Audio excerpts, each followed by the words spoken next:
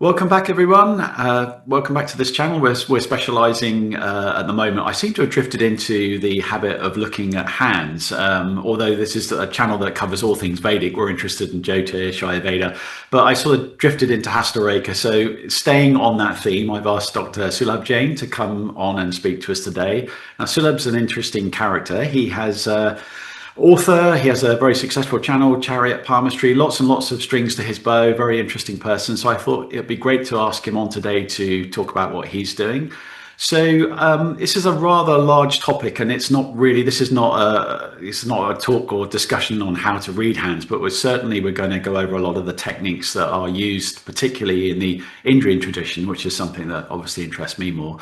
So I think what I'd really like to sort of cover with you is topics like, how are you approaching a hand, and the main things we're looking at. And I know you're going to share some slides, which is great as well. But perhaps before we begin all that, could you, just for the benefit of listeners who don't really know what you're doing or your background, could you just explain how you got into this subject? How you came to what you're doing now. I know you've got an interesting story. There's a lineage there with I think it was a grandparent or something you were saying last time. So maybe you could I'll leave it to you maybe give us an overview. Awesome. Well, namaste, Andrew. Thank you so much for having me on your channel. No problem. A little bit about myself. I started learning palmistry when I was 8 years old, and my grandfather actually started teaching me. Now, he's got an interesting story. He went to a palm reader when he was in his mid-30s who told him he was going to pass away in a year or two. And he completely panicked and freaked out. He sent my grandmother away to live with his brother, along with my mum and her brother. He basically sold everything and just prepared to die. And a year went by, 2 years went by, and he didn't die. So he decided to start learning palmistry himself, found a really good teacher, entered into a lineage himself, then went back to that original palm teacher and that original palmist who told him he'd pass away and told him, this is where you made the mistake and this is how you should be talking to people. Oh, wow. Amazing. And that was my teacher since I was about 8 years old, as I said. And I've read the hands of people from all walks of life, from monks to murderers, from billionaires to homeless people, you name it. The thing I find fascinating about Indian palmistry is it's more of a spiritual tool. It's not so much about predicting the future. It's about figuring out who you are as a person and how to improve that. Wow, amazing. What a story. I mean, so what was his kind of reaction when it drew near to the time he was really, really panicking, and then after he got over that bump, he thought, wow, kind of relaxed and Yeah, exactly. Well, for 2 years, he told me he was just panicked. He thought for him, it was the end of the world. So it's getting deep into meditation and spirituality. And I think when the end didn't come, that's what naturally segued into palmistry for him. Amazing. So when you were having instruction, what was his approach? How did he start? What was he looking at first of all? Was he doing like a constitutional base?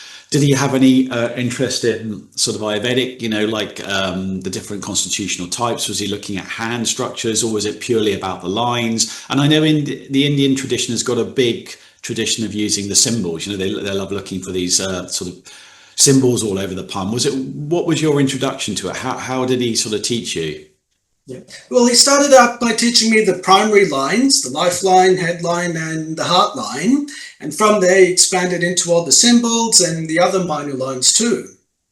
His main mode of teaching was just to show people on TV, when they put their hand up on the screen and say, all right, what do you think is going to happen to this celebrity? What's going to happen to that celebrity? Oh, wow. Now, I remember watching Steve Irwin on TV. I'm from Australia, by the way. Steve Irwin's a big deal down here, and he had a very short lifeline. And so I told my granddad, hang on, isn't that guy going to die in his 30s or 40s? He said, yep, that's what's going to happen. And that was his teaching modality. Wow. Say, what do you think is going to happen to this person? Then you just wait for a couple of years to see if it's in the newspapers or not. I mean, I'm not familiar with that celebrity. So what was the outcome, or it still hasn't? Oh, sorry. Steve Irwin's a crocodile hunter. Okay. He actually passed away young. I think he got stabbed in the heart by a stingray or something. Oh my God. Yeah. So, I mean, that's a kind of when I'm looking at hands myself, I mean, I'm quite picky about getting really good images. So traditionally we'll do like prints, or what I've started to do now is just getting people to scan on a flatbed scanner and then just reversing, so you end up with the white lines and the black, you just invert the image basically. But I still struggle to it takes me a little bit of time to see what's going on. But I mean, on a computer screen, sorry, on a television screen where you're just seeing a hand put up, is it really that obvious? Do you not? Can you just see from that quick snapshot? A lot of people, if you see them, they'll when they're doing talks on YouTube, they'll put a picture of a celebrity's hand up and they'll sort of show. But you kind of struggle to see what's going on. I mean, how much detail do you need to really see what you're doing? How much accuracy are you looking for? Sure. So with TV, obviously you have a fraction of a second to see someone's hand and make your calculation. And I think that was just the way that he was training me to be that quick and that efficient. So it's like throwing you into the deep end. But what I do nowadays in my own professional practice is I just get people to take photos of their hands with their phone. And with modern iPads, you can just zoom in and get all the details that you need. So there is a little bit of variation with sunlight and things like that. But by and large, technology today is so good that you don't need a 4K image anymore. Yeah, I mean, I sort of I mean, with the flatbed technique, I found that's been pretty good. But I notice a lot of traditional palmistry people, or particularly the Western tradition I've been talking to, a lot of them still rely on prints. They love their hand prints. They'll get somebody around, get the roller on there, cover it with ink, and which is nice when they're really showing comparisons. It's nice when they do like before and afters. They'll do like 10 years between, and you can see that like the smaller tributaries, the smaller lines have either disappeared or become stronger. But obviously the primary lines are pretty much the same. But it's good to show that level of detail. But interesting that you're just, or you can work with just that photographic. Well, we'll see some examples. I'm sure you'll show. Well, actually, can I share the screen? I'll show you an example. Yeah, let's have a look. Yeah. So this is what I was talking about in terms of having pictures of the hands. You can literally zoom in and get like tiny infinitesimal detail if you really need it. But what I want to show you guys is this line that comes up here. Yep. This is known as a line of good karma. Okay. In Hindi or Sanskrit, it's Purva Punya Reka, which just means the line of good karma. And just as a little bit of palmistry, astrology theory, it starts out on the Mars mount and it ends up on the Sun mount. Okay. So Mars is all about discipline and Sun is all about success. So the path to earn good karma starts from your own self-discipline and it ends in you actually achieving something meaningful in life. Okay. So this is the hands of someone I met, I want to say about 2 years ago. Yep. You can see how prominent they've got just this one single good karma line. Now, if I switch that over to the photo that they sent me a little while ago, this is about 1 year later. Okay. They've got that primary karma line, but then they've drawn this second one over here too. And that's one of the cool things with the Indian version of palmistry. Through giving meditation techniques, we can actually start to grow lines on the hands. Prints are really good, but I find photos are so much better. Yeah, these are really good. They're nice quality, really good quality. Can you see the actual fingerprints as well? Can you actually zoom in and see fingerprints on it? Is it enough detail? Yeah, absolutely. To show? Yeah, there you go. Yeah. Well, you can see the swirls and everything if you need it. Very good. Okay, so I mean, this is like an interesting one here. I mean, so would you be looking primarily? Let's say this person had just come to you and said, "Okay, like I like my hand read primarily." Left and right, first of all, which tradition are you following on you're just looking at the active hand, or you consider both, or, how are you approaching that in a Indian tradition? Yeah. So the first thing I do is actually look at the back of the hands. The back of the hand? Yep. And I start out looking at the knuckles. Okay. So the first thing I want to do is figure out, was this person here to see me? Yeah. And without them even telling me, I want to know why they're here to see me. And there's primarily 4 reasons that someone goes to see a palmist or an astrologer. They're either having career problems, relationship problems, family problems, or health. It's always one of those 4. And I want to be able to pick what that is. Okay. And if you look at the back of the knuckles, there are some knuckles that are firm and they have strong horizontal lines. Mm-hmm. But then there are others that have like this deep indentation on it. And when there's an indentation there, that's a part of their life that they're unhappy or unsettled about. Okay. And on this hand, there's indentations on the pinky knuckle Mm-hmm. and indentations here. Okay. Now, where you get indentations on the ring finger, that's a sign of relationship problems. So straight off the bat, I know this person's having relationship worries. Okay. And then this one is the one for family. So the relationship, because there's a bigger indentation there, says most of what we're talking about is relationships. Mm-hmm. But then after that, we should talk about their family too. Why would you relate the little finger to family then? I would think of that as kind of more like their communication style, kind of mercurial energy associated. I mean, unless it's different in the tradition you're doing, is there a different way of looking at it? No, so that's exactly why it is family. Your family are the people you communicate most to. But your partner is actually the reflection of yourself. Okay. And that's why he or she is in the sun mount, because that's where light reflects from. Sorry, Okay. not the sun mount, the sun finger. And then you're looking at the nail as well, or is it just the whole thing? Is it the structure of the hand? What else would you be looking at on the back? I mean, I've never seen anybody even mention the back. You're the first one that's actually mentioned the back of the hand, so that's an interesting. Yeah, so I look at the fingernails. Well, firstly, I don't even look at the shape of the hand or the structure. Some of that is important, but I hardly ever use it. So Okay. the fingernails are important. Just really quickly, each fingernail represents a different part of the body. Mm-hmm. The index fingernail is the thyroid.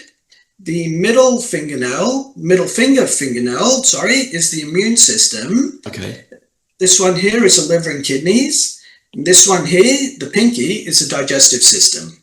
Okay. And what I'm looking for is any variation on it. So if we zoom in on the pinky, Mm-hmm. you see how there's like this white patch just on there. So that's a sign of malnutrition and stress on the organs. So this means this person is having trouble with their digestive system. Mm. And this white patch, it starts at the base of the nail and it takes about 6 months to grow out. Mm. So that period of time there would have been about 2 to 3 months ago. So we can say right off the bat, this person either changed their diet or stopped eating healthy 2 months ago, and that's affecting their health. Is those deficiency marks, is that the same for any nail? So that you would, I mean, because they're quite commonly seen in fingernails. I would say at least one, maybe two nails, even in a healthy person, will have something on one of those nails. But are you looking at that the same way, the same kind of timeline, the same, but you were relating that to the individual finger? So like if it was on the middle finger, I forget what you said, was that to do with the So this is the immune system. immune system? Yeah. So let's say this person had a patch. Actually, I won't put it in the same place. Let's say it was up here somewhere. Mm-hmm. I'd say that, yes, there's a malnutrition problem, but instead of affecting the gut, it's affecting their immunity. Okay. And Yeah. up here, it would be roughly 4 months ago. So that's where we're going with this. Got it. Is that tied in with a sort of shiny thing, Saturn, being sort of immune as well? Is there any planetary correlation there, or? Yes, there is. I haven't been able to map it exactly, but there definitely has to be. Okay. The other thing to look for is vertical beading. Yeah. Like these vertical ridges that come up here. Mm-hmm. That's a sign of more substantial stress on the organs. Okay. Whereas things like this, they're transient, they'll come and go.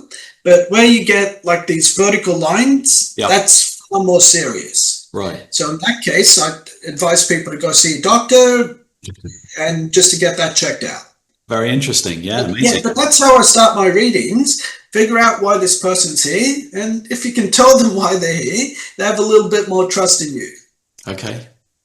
I did, when I was working in the clinics in Sri Lanka and India, I did see doctors, Ayurvedic doctors would do a hand analysis. I said, well, why are you so interested in the hands? They said, well, it's kind of, the hand changes very little throughout life, so we kind of would, it's our constitution. And a bit like yourself, they were interested in nail because nail is seen as sort of an extension of bone. So it gives us an indication of how the bone is assimilating and growing in the body, because it's a byproduct. Well, they Ayurvedically see the hair and fingernails as being a byproduct of bone. So it gives you the quality of the bone. But Similar kind of thing, but not quite as specific as this. It was more like a general analysis rather than what you're doing here is a bit more specific. Getting into key organs. That's right. Okay, so back of the hand when they come in, that's the first thing you're looking at then? No, that's basically what I look at the back of the hand. Okay. Why is this person here? How sick are they? Then I flip over to the front of their hand. Yeah. Now, if this is someone who's got relationship problems or serious career problems, I look at their dominant hand.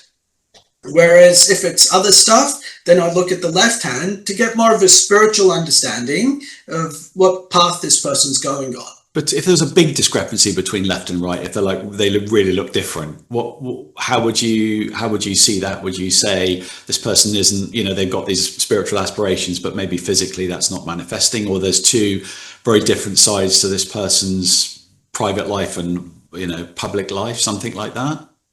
Yeah, absolutely. I see the left hand as your inner world and the right hand as your outer world. I'm sorry, for a right-handed person, that's the way I'd see it. Mm-hmm. So again, for career problems, that would come up on the right hand. But let me go back to this person's left hand. So the right hand is what's actually happening to you. Mm-hmm. So this guy's got relationship problems and family problems happening to them. But if we switch over to their left hand, this will tell us how they feel about what's happening to them. And over here, you can see the pinky is more indented than the ring finger. So They feel their family problems are worse than their relationship problems. But my job is to tell them it's actually your wife. That's where the problem is. Your family comes after that. Okay. So, sometimes we give people a little reality check, but we try and do it with compassion. Mm. But after that point, we look at their dominant hand. And the first thing I do at that point is to figure out where we are on the lifeline. Mm. Now, the lifeline is this semicircular line that comes around the thumb. Yep. And I can't remember how old this person was, but let's just say hypothetically they're at the midpoint there. Okay. And what I'm looking for then is any variation that comes off this line. Like in this case, we get this kind of diagonal line, or two of them, that cut through this lifeline. Now, these are the Rahu lines, and you can do an entire reading for someone just by looking at which of these lines are and how often they intersect the lifeline. Each one of these lines, by the way, is a crisis line. It's a period in your life when you're really struggling or really worried. Okay. And there's about 3 or 4 variations of this line. If they come out really short, then that's a sign of a family problem. Okay. And if these lines extend out into your career line, then that's a sign of a career problem. And if the line goes even further into your headline, that's a stress problem or a mental health problem. And if this line goes all the way up into your heart line, and that's a sign of a relationship breakup or a relationship problem. Okay. All right. Now, with this person, again, let's just assume they're at the point of the blue dot. So let me zoom in. You can see this line comes all the way up pretty much to the sun mount. So we'd say this is actually 1 part career problem, 1 part friend problem. And because there's 2 prongs on this, that means this person's going to have 2 separate problems, or the same problem will reoccur twice for them over a span of about 2 to 3 years. Right. So assuming this is what they're here to see me about, I will tell them, whatever solution you have to your problem now, it's going to reoccur in a year or 2. So you got to solve this now. Don't let it drag on. Okay. And bringing this back to the fact that this person has family problems, it's most likely connected to some family member. Okay. Yep. It's interesting. There's like a secondary lifeline there as well, isn't there? It's like it's ghosting it. You've got 2. It's like there's almost like 2 lifelines. Yes, one goes that way and one goes that way. Well, I was even thinking of the one that runs inside that. There's another one more towards the thumb. There's like a secondary life. Yeah. Well, I'd see the red one more as a support line or the Mars line. Mm. Okay. Mm-hmm. Yeah, but by the way, where the lifeline splits, that's this time where someone becomes either semi-retired or semi-nomadic. So they live between two different countries or two different cities. Okay. And if you look carefully on this person's hand, he tries to retire at this age, but for whatever reason goes back to work and then retires about 4 or 5 years later. Okay. That's one of the other things that Indian palmistry emphasizes. It's about predictions. Western palmistry is really about the psychology and how a person thinks and behaves. Indian palmistry doesn't care about how you think or behave so much. Tries to figure out what happens to you and how you react to that. It's very practical. It's like all their sciences. That's what I like about them. They're very practical. You can actually use it. You can work with it. It's not sort of hypothetical. It's solid. I mean, even the same with their medical traditions. When I was preparing medicines over there, you go to the factories. There's basically nothing there. It's the barest essentials, and yet it works, and you get a good quality of product, and it's sustainable, and it's very practical. You don't need to buy expensive equipment. I just love that simplicity. It's really nice. Yeah, absolutely. They've been doing it this way for thousands of years. So if it's not broken, why fix it, right? Yeah, that's absolutely. Just going back to the lifeline there, there seems to be a big difference in how people treat that, those timelines, how much time they allocate to the line. So the system I was taught, I mean, not relevant here, but I'll just say that the guy who taught me said, okay, so basically the Vedic timing is in time cycles of 60, so 60, 120, and so on. So every line was measured in terms of 60 years. And then to repeat that, you then start the line again. So he would say if it was 80 years, you can do the whole length of 60, and then you would start on the line again from the top and count another 20. So almost like there's a cyclical thing. It's almost a bit like we say people go into a second childhood. When you get older, you repeat a lot of the same mistakes, or a lot of the same issues come back. So how are you measuring those lines? So for instance, if we were looking at this particular image, what would you say was the length of life on this individual? Would you go, I would expect them to be like 80 years, 60 years. How are you working out the timing? Yeah. So firstly, I never told someone when they're going to pass away. If anything, you say you're living to 85 plus or 70 plus, give them an estimate, but never the exact date. That's to start with. How I time the lines, I do it based on the midpoint of the index finger and the Saturn finger. From there, I draw a vertical line down. Okay. And where that point hits the lifeline, I count that as the age of 20. And so we can measure that distance as 20 years of age. And then we just extend that distance down and make, let's say, that the age of 40. So you're just drawing literally straight down. You're not bending the line out to follow the line. You're just going straight down and then across to get a marker. Exactly. Got it. Directly vertically down. Okay. Now, it's tricky with photos because sometimes the hands are on an angle, so you need to adjust a little bit. And with this approach, even if you measure something wrong by 1 millimeter, your predictions can be off by a year. So it takes a lot of practice just to get it right. Okay. Is this where the grandfather's predictor had got it wrong? Is this the bit he was majorly corrected on when he went? That's right. So my grandfather lived into his late 60s, so he had a pretty good life, but he was off by a few decades, that guy. Okay. But in this case here, so if we have 20 up there and 40 there, so this one would be the age of 30. And bringing this back to these Rahu lines that we were talking about, we can say because of that black line, this person had a breakup at the age of 30. And now at the age of 40, maybe again at 42, there's going to be some sort of sun-related problem or sun energy-related problem, which is his family worries. Right. But it's literally just measurement. That's how timing works here. Are you applying timelines to all the major lines? So would you do a heart line timeline and a fate line timeline, or is there a different technique for? I mean, I'm not saying explain them all in detail, but just roughly, is it the same kind of idea on all the lines? Yeah, very similar. So the headline is exactly the same. Yeah. In that we go from there down to get to the age of 20, and then we just spread that across to 40, 60, and so on as we need it. The heart line works from the middle of the pinky and the ring finger. We go down there to get to the age of 20. Then we measure out this way. Right, got it. Yeah. Yeah, I mean, that's a nice way to do it. I like that, but that makes a lot of sense to me because it's kind of topical, and because you've got a datum point where you can easily sort of measure from, which is nice. Yeah, and that's one thing I like to do in the beginning of my readings, just to make sure I'm on the right track here, to say, did you have a breakup at 30? And at 20, did this event happen? Once they say yes a few times, then you know you got it right. But one thing I have happened more often than it should, a lot of middle-aged women, they come to see me and they lie about their age. Right. They might be 40, but they'll tell me they're 35.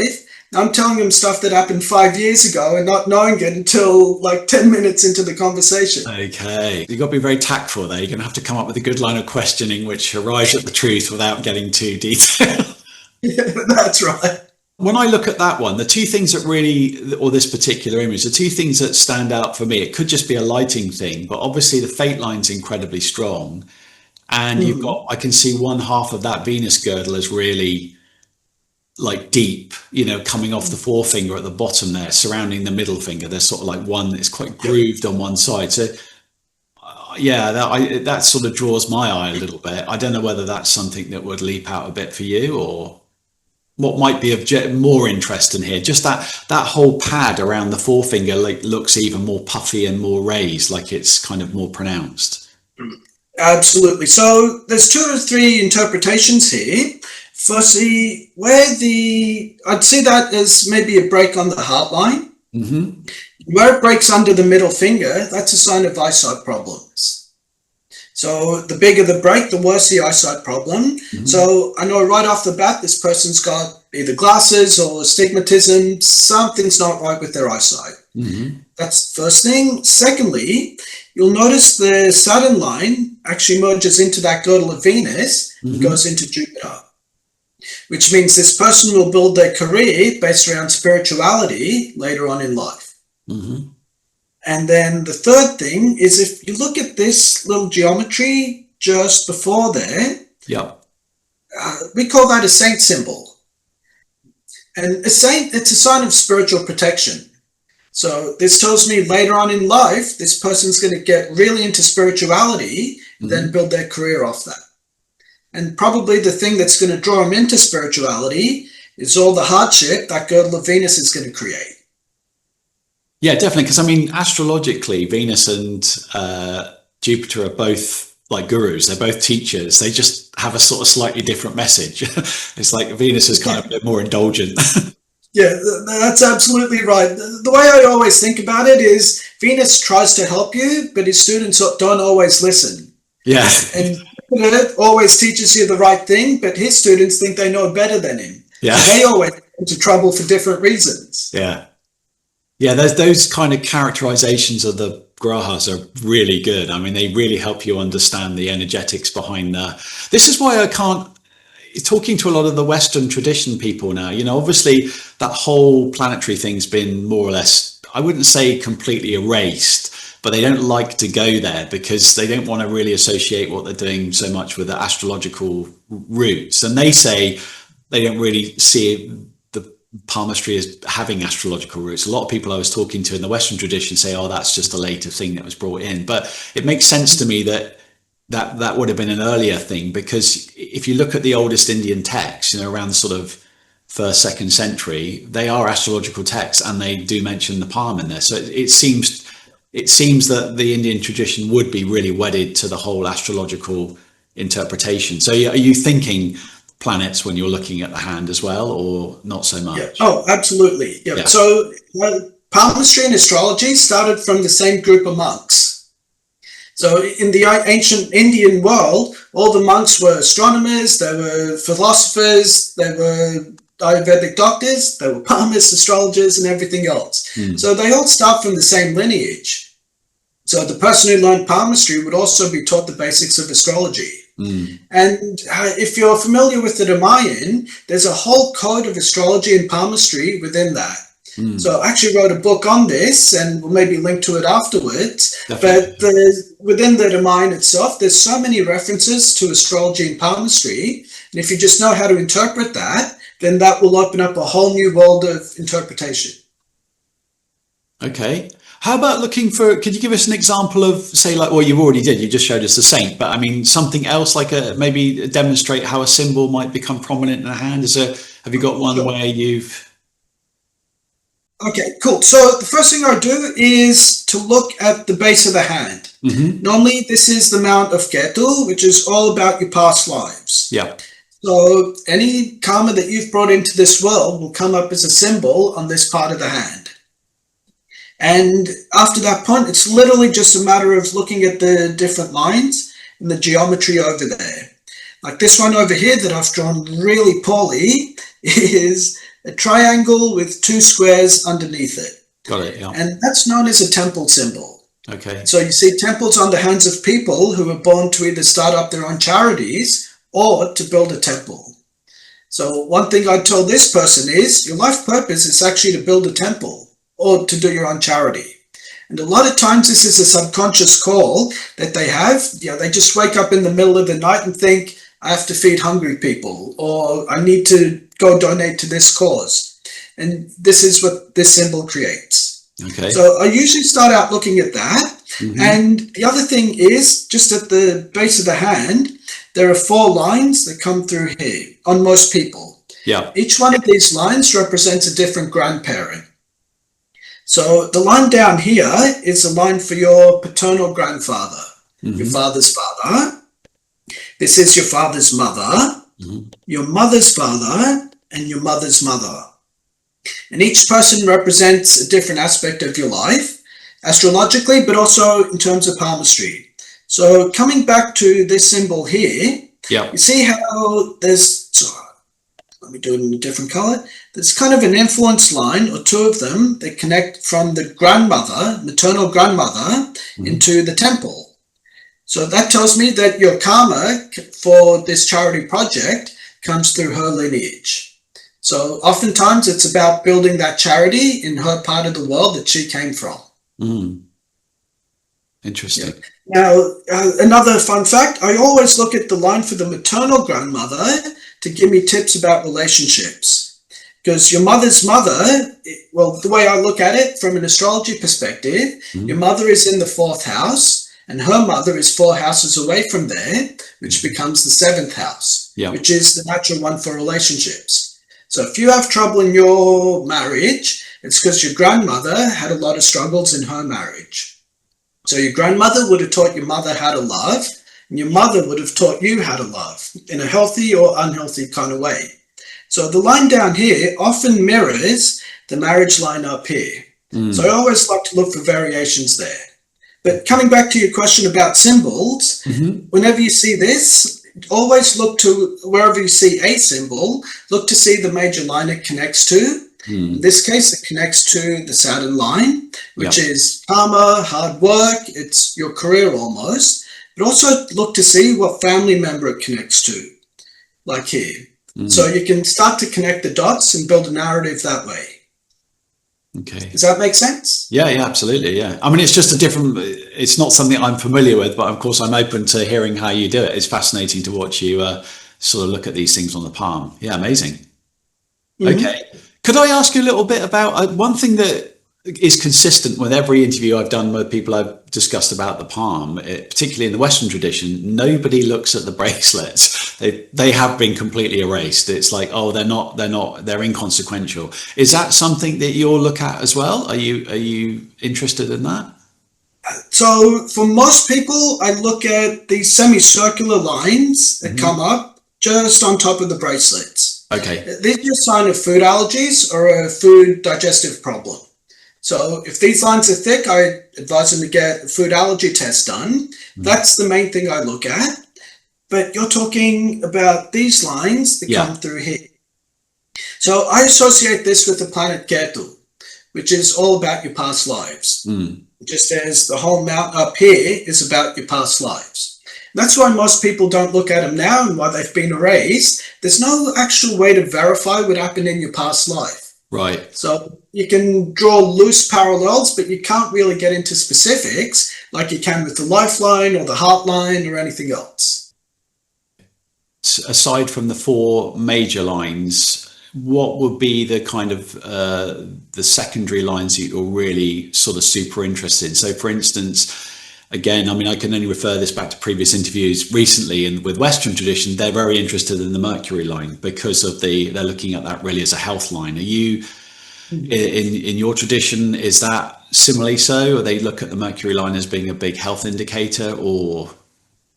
So I primarily see the Mercury line as a business line. Okay. So someone that's going to start a business will have a very prominent Mercury line. And just coming to this person here, so that's their Mercury line, and they have good karma lines coming off it. So this person's good karma will be activated off them starting their own company one day. So yes, it is a health indicator because most business people and entrepreneurs, they're so stressed out all the time. Their health's always going down the gutter anyway. Yeah. But it tells you a lot about their digestive system, especially if this line like breaks or starts and stops. It doesn't happen so much here, but imagine if the line's like this, that's serious stomach problems. Right. That's that mercurial connection as well, like digestive, skin, nervous system, all those kind of sensitivities in the body, isn't it? Ayurvedically, it's a planet it's tridosha. It has elements of all three doshas, but it's got an airiness, so it's very prone to be changeable all the time. So is that, I guess, there's a similar kind of way that's being read? Yeah, absolutely. So in the Indian tradition, Mercury is actually a transgender planet. All the other planets have genders to them, but because Mercury is retrograde and anterograde all the time, it has both energies to it. Now, with Mercury, it also rules your communication. So how you speak to others and what you listen to and your ability to think independently for yourself. And these are all skills that entrepreneurs need. That's why I tie it more to a business line, especially these days as people are becoming more and more business focused. We live in an age of technology as well. So, we're having this discussion today. You're in Australia, I'm in the UK. I mean, all these things have been made possible in our lifetime. So as far as we're concerned, probably both a bit mercurial anyway. For us, it's good. It's good news. Yeah. Well, the funny thing is I usually think of palmistry and astrologers as being Jupiter energy. Okay. Jupiter's about ancient wisdom, about what you learn from other people. Mercury is the person who can think outside the box and figure stuff out for themselves. Like think back in school, you might have to work for 10 hours to study for an exam. And then your best friend would wing it in 5 minutes of prep and he'd get better marks than you. That's the Mercury and you're the Jupiter. Yeah. That's always the way, isn't it?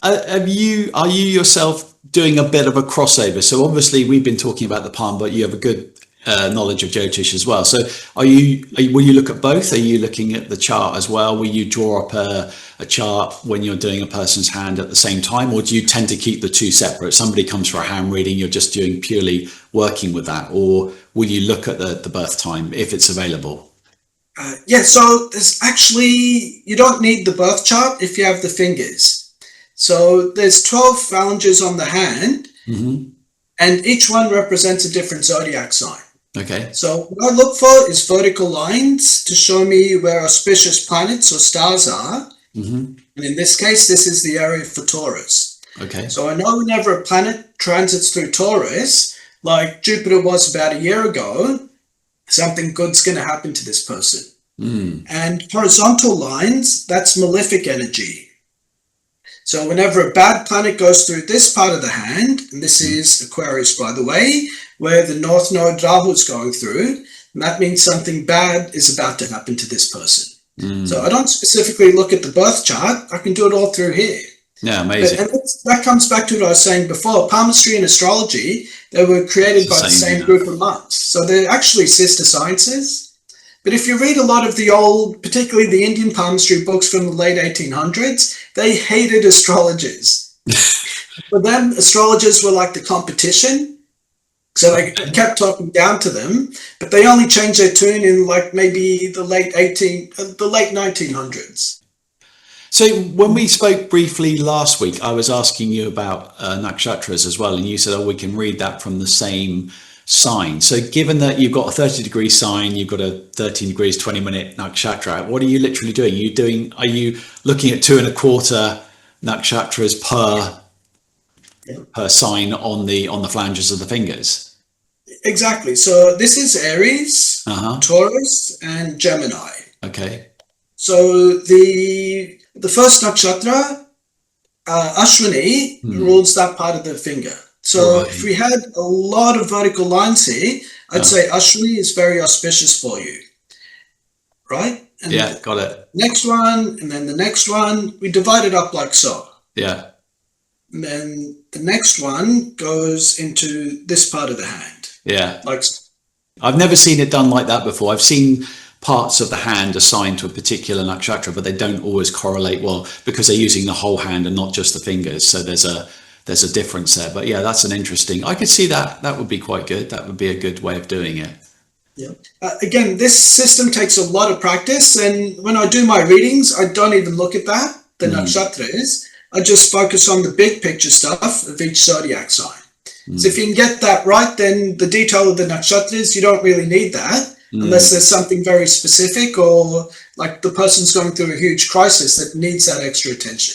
I find them fascinating from the point of view that they are probably the oldest and most traditional part of the system. I mean, there are references to those in very ancient texts, and even, auspicious ones starting the old calendar. So, like Kritika might have been the original or one of the earlier markers for like 0 degree and stuff like that. So just showing you that they were aware of precession and stuff. So I find them interesting, but like yourself, you're dealing with such a small area on the finger. I guess it's better to sort of zoom in and look at something more practical than sort of going down to the nth degree and talking about really minuscule lines. And I mean, there's so much to look at, isn't there? You've got so much to try and interpret. Really and truthfully, I mean, your main kind of thing is it's not there's no real. You're not really addressing any kind of elements in the hand. You're not looking to say, oh, this is a fire hand, this is an earth hand. That's kind of less important, isn't it? It's really more about the lines, symbols, and very interesting. You were talking about the back as well. So are those the main things, or is there anything else that you'd be looking at? What about texture and heat and sweatiness? Obviously, you can't see that if they send you a photo. That's a bit. That would be more in person, but would that be something you consider? Would you feel the strength of the musculature of the hand and stuff like that? No, again, I don't even look at that. Just coming back to the foundations of the Indian system, it's all based on karma, which is action and reaction.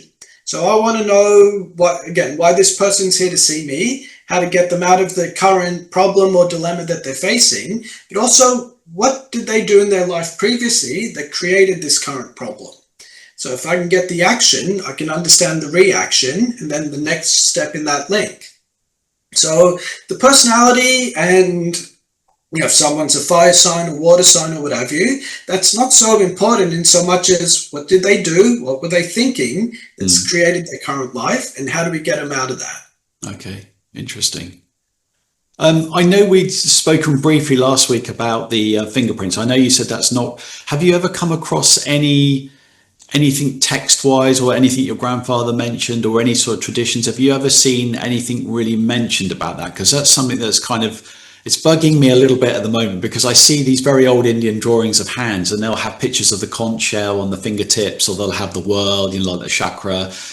And so they obviously were aware that these things were there, but I just wondered, have you ever come across anything in your studies which kind of indicated that they were being used as diagnostic points? They were considering the fingerprints, or they would try to interpret them? I haven't found anything myself, no. The problem is 99.9% of Vedic knowledge has been destroyed. What we know about is just a tiny little sliver from texts that have survived. So I know the pictures you're talking about. I wish I knew this system as well, but I haven't been able to find anyone who knows it or any text that references it. But there's a lot of emphasis being put on the fingerprint interpretation, and yet it seems a shame, because I almost know it's there in the Vedic material. It's just extracting or finding some source for it. I'd recently got a copy of a book which is just about general Indian body markings. It was an academic who's been researching that quite heavily, and he's gone right back to sort of very early texts. And he said, yes, physiognomy, they were looking at lines on the face, the hands, the soles of the feet, but it was more generally the body, even down to the luster of the skin, the smell of the skin. There's so many techniques that were being used to try and determine constitution and strengths on the body, but there's nothing specific about fingerprints. He said it's very difficult to find anything that really talks about that. So yeah, I just asking everybody who does a talk on here to try and get some more background information. But yeah, look, I wish I had an answer for you, but yeah. I wish I could find someone who knew it myself. Yeah, we're all looking. So okay, so coming sort of back round, just rounding up, I mean, that was a really interesting overview. Thanks for sharing those pictures. That was really fascinating to actually see you do that. It's always good to see how people work and get a better understanding about what they're doing. So if people are interested in, working with this or contacting you, what's the best way to go about, speaking to you? I mean, obviously, are you doing classes as well? Are you teaching? Do you do any teaching classes? I've been planning on putting a course together for years now. I keep saying I'll have it in 3 months, and then 6 months, and then 9 months. I hope to have a course ready in 3 months from now. So course coming up, but if people in the meantime are interested and they want to get a reading, how do they go about getting hold of you? What's the best way to contact? So my website is chariotpalmistry.com. Okay. And I've also got a YouTube channel which links to all the socials and everything. Okay, yeah, I'll put up all the links, and also you've written quite a few books I saw as well. So maybe do you want to talk a little bit about those? Are they just sort of general introductory, or are they more specific? So one of the books is on Indian palmistry symbols, where we talk about the saint, the temple, and a range of other symbols. One is on Chinese palmistry symbols. And one thing the Chinese did really good was they connected their school of palmistry with feng shui. So you can look at someone's hands and make predictions about how their house is. So okay. That's a really cool system. I mean, I know nothing about any of that stuff at all. That's way beyond my pay grade. So, but I mean, yeah, obviously you've done some work on that, so people can go and look at that. Courses coming, you've got books, and then how would somebody go about contacting you for a reading? I mean, what's the procedure? They just go on the website, email, and then send you a photo? That's right. Yeah, just go on our website, book in a reading. My calendar's all there. Then we'll send you an email and request photos of your hand. Okay, great. Amazing. Well, look, really appreciate you coming on today. Thank you for coming. It's been really enlightening. I'm sure people will be in contact. We'll put up all the links and the details at the end. Anything I didn't cover that I should have mentioned, or did we pretty much get most of it? No, I think we got most of it. If anyone has questions, put them in the comments and I'll try to type out an answer to them. Fantastic. Brilliant. Well, thank you again, Sulabh. Really appreciate you coming and talking to us. Thank you. Thanks for having me, Andrew.